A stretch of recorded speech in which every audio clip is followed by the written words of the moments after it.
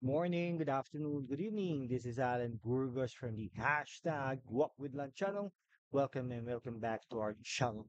Guys, if you are not yet subscribed to our channel, please do it so now so that you can be a part of this growing family. We are now officially 7,378 subscribers. Konti na lang, guys. No, 22 subscribers na lang. 22 subscribers na lang.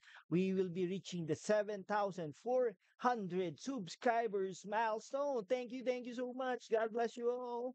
Okay, so pag-usapan po natin ay related din po dun sa ano no, yung sa meeting po ng PDP, Partido Demokratiko ng Pilipino, pinapangunahan ni dating Pangulong Rodrigo Roa Duterte. Yan.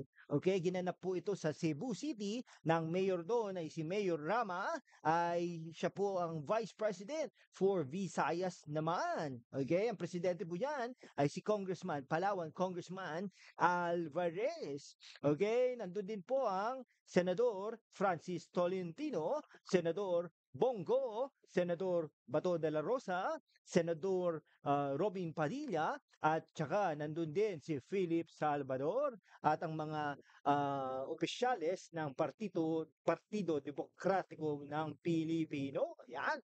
No, kung mapapansin niyo po, PDP na lang, inalis po yung laban dahil nga po, hindi naman sila lumalaban.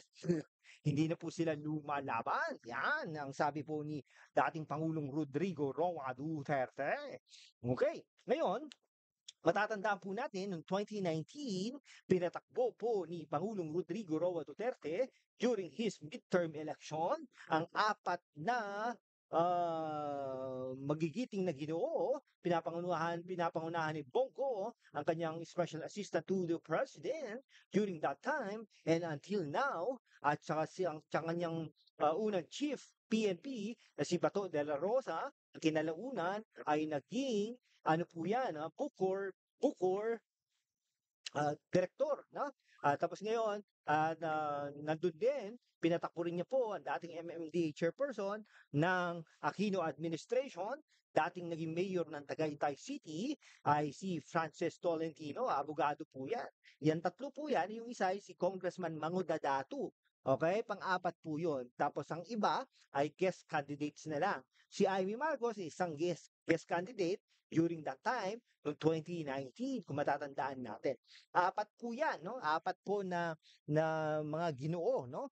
Ngunit kasama sa kasamaang palad ay tatlo lang po ang nanalo diyan 'no, pinapangunahan ni Bato de la Rosa, Bongo at Francis Tolentino. Akala nga natin at that time hindi po mananalo si Francis Tolentino dahil ano, eh, 'no, parang sa survey, eh, wala naman po. Ngunit nagkaroon ng Duterte Magic, ibig sabihin sikat na sikat si Duterte at nanalo si Francis Tolentino, 'yan. Okay, ngayon po ay, dineklara na po ng Partido Demokratiko ng Pilipino na pinapangunahan ni dating Pangulong Rodrigo Roa Duterte na tumakbo ulit or for re-election si Bato de la Rosa, si Bongo at si Francis Tolentino. No, itong mga re-election ni senators natin. No, si Bongo ay tulad ng ating nabanggit ay ito ay isang special assistant to the president.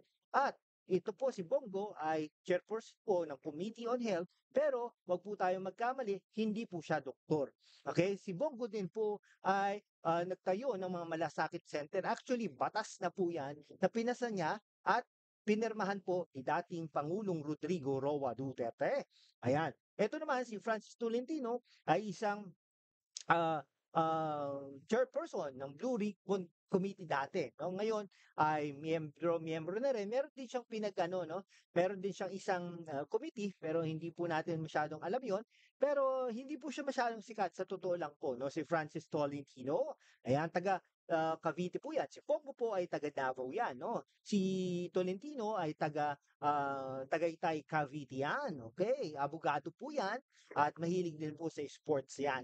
No, eh, ito po unang tumakbo, ngunit natalo po nung panahon po ni, um, panahon po ni 2016, no? If I'm not mistaken, 2016 tumakbo yan, natalo yan. Pero independent po siya at that time, no? Hindi po siya dinala ng liberal kung matatandaan nyo, okay, nagpasayaw po siya sa mga mayor na mga halos hubot-hubad na mga babae, no? Eto, binatikos po siya ng husto doon, hindi po siya nanalo, hindi rin po siya dinala ni Noynoy Aquino. Pero noong 2019 ay talaga namang dinala na siya ni Rodrigo Roa Duterte, kaya ganoon ay nanalo po yan. No? Sa tingin ko po, Duterte Magic ang nagpanalo kay Francis Tolentino.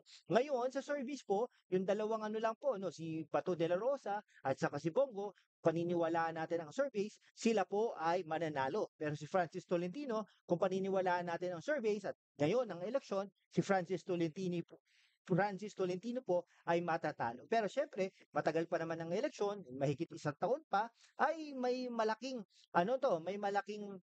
paghahanda on the part of Francis Tolentino para maging manalo sa darating na eleksyon ng 2025.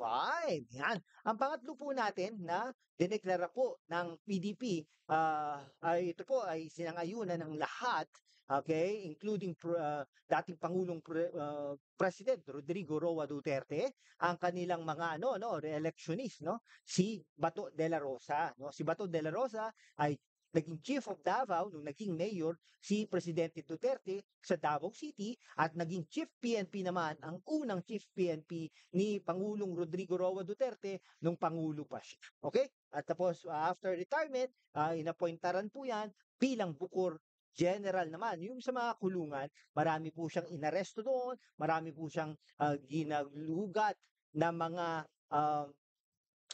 kupol, no? Yan, kupol. Okay, pero siyempre hindi rin natin alam kung ano po ang nangyayari diyan sa loob kasi wala rin naman tayo doon at ayaw nating mapunta doon. Okay?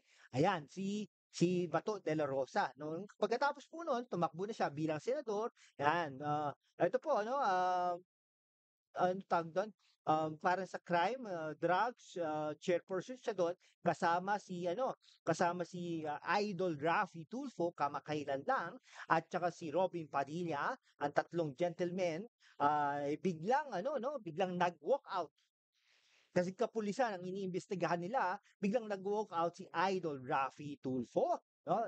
Yun po ay talagang sinabihan niya na ayaw ko yan, no? Ayaw kong bastusin ang mga kapulisan natin. So yun po ang pagkasabi ni Bato de la Rosa, no? Ayaw niya, no? So sa darating na eleksyon, syempre, hindi dahil doon, baka si Raffy Tulfo ay hindi na siya suportahan. Yan, marami pa namang subscribers si Raffy Tulfo. Kaya sa mga idol natin, no, Idol Raffy Tulfo na subscribers, baka naman mag-subscribe na kayo sa ating channel upang ma-reach naman natin ang 100,000 subscribers.